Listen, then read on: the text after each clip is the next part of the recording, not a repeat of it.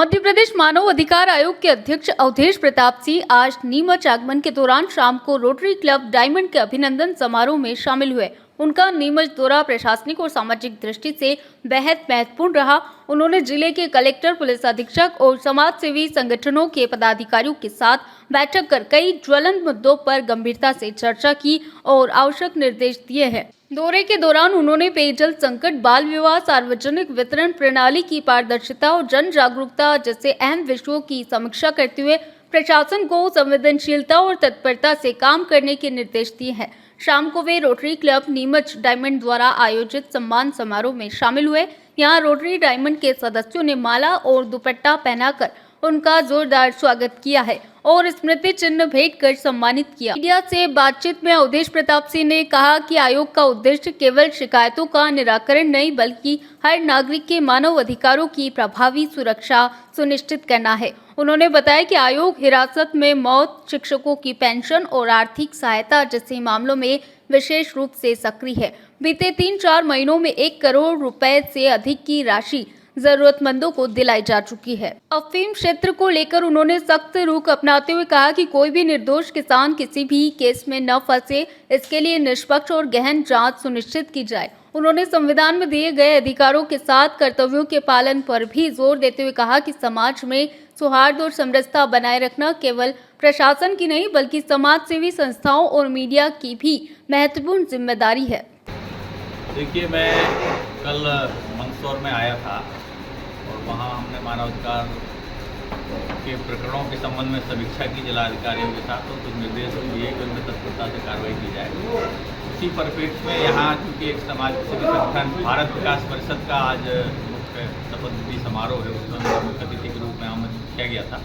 उस परिप्रेक्ष्य में आना हुआ था, लेकिन इसी अवसर का उपयोग करते हुए हमने यहाँ पर भी जिला प्रशासन, कलेक्टर, एसपी और अधिकारी चर्चा की है और उनको यहाँ की जो ज्वलंत समस्याएं हैं, चाहे पेयजल की हो या बांछड़ा जाति में जागरूकता की बात हो या बंजारा में बाल विवाह संबंधी हो या पीडीएस, इस तरह के जो भी यहाँ की समस्याएं उनके संबंध में हमने समीक्षा करके उनको निर्देश दिए हैं कि इसके लोगों को उनके मानव अधिकारों का संरक्षण मिले। इसकी तत्परता से शासन प्रशासन सतर्क होकर पहल करें। सर, अगर प्रदेश स्तर पे बात करें या तो किस तरह की प्रमुख मुद्दे, कौन से प्रमुख मुद्दे इस समय मानवाधिकार आयोग के सामने और क्या चुनौतियां हैं सर?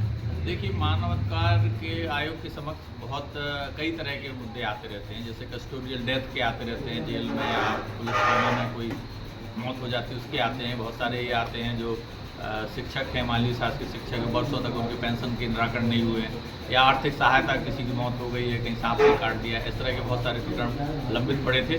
तो हमने उसका पहल करके अभी पिछले 3-4 माह में 1 करोड़ से ज़्यादा का भुगतान आम गरीब लोगों को दिलवाया है, जिनके कि ड्यू थे, किसी को 2 लाख, किसी को 4 लाख, किसी को इस तरह के पूरे प्रदेश में। तो ऐसे बहुत अलग अलग प्रकार के मुद्दे अलग अलग जिलों के रहते हैं। तो उस दृष्टि जैसे अब यहाँ एक वो कल सीतामऊ की जो रोड पर दुर्घटनाएं घट रही, उसका मुद्दा आया था, तो मैंने उसको समाचार पत्र की सूचना के आधार पर ही संज्ञान में लिया था और कल फिर MPRDC का गुलाम को हमने वहाँ पर भी उनको कहा कि भाई इस तत्परता से उसमें कार्रवाई करें।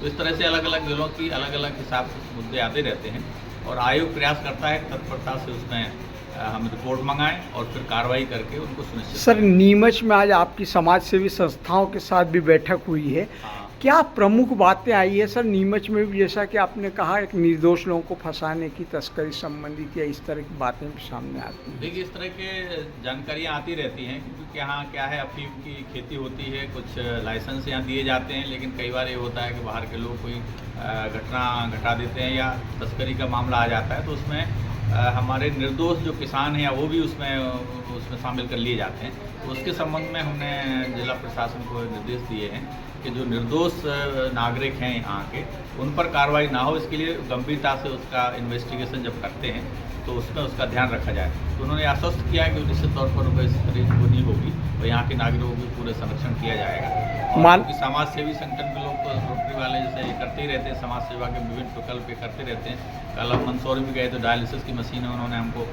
शुरुआत कराई है। तो ये सब सेवा के प्रकल्प यहाँ करते रहते हैं। तो आज हम रोटरी नीमच के साथियों के साथ यहाँ उपस्थित हैं, इन्होंने भी हमारा सम्मान किया, इनके लिए हम हृदय से आभार व्यक्त करते हैं। अभी हमारे सांसद सुधीर गुप्ता जी और दूसरे जो 5 डिस्ट्रिक्ट गवर्नर गांधी जी, वो उन्होंने भी आत्मीयता के साथ हमारा स्वागत किया है। तो सभी लोग इस तरह से एक आत्मीयता बनी रहती है और समाज में सौहार्द रहे और सभी लोग अपना अपना दायित्व कर्तव्यों के साथ पूरा कर सकें, तो ये समाज में फिर मानव अधिकारों का संरक्षण सुमेव हो जाता है। सर, इसलिए मानव समाज सेवी संगठनों की भी महत्वपूर्ण भूमिका है और आप लोगों की, मीडिया की भी है, क्योंकि जागरूकता यदि रहती है तो भी मानव अधिकार सुरक्षित कोई है। विशेष अपील सर मानव अधिकार के संरक्षण को लेकर सर? देखिए, अपील की तो यही है कि सभी लोग जागरूक रहें और संविधान में जो हमें अधिकार दिए उसके साथ साथ कर्तव्य भी दिए हैं। तो यदि समाज में या अपने अपने क्षेत्र में, आप मान लीजिए मीडिया में हैं या जो जहाँ व्यवसाय कर रहा है उसमें, अपने अधिकारों के साथ कर्तव्यों का भी यदि पालन करेंगे तो निश्चित तौर पर हम एक दूसरे के अधिकारों का संरक्षण भी कर सकेंगे और हम समाज में सौहार्द और समावेशी विकास में भी अपनी भूमिका निभा सकेंगे।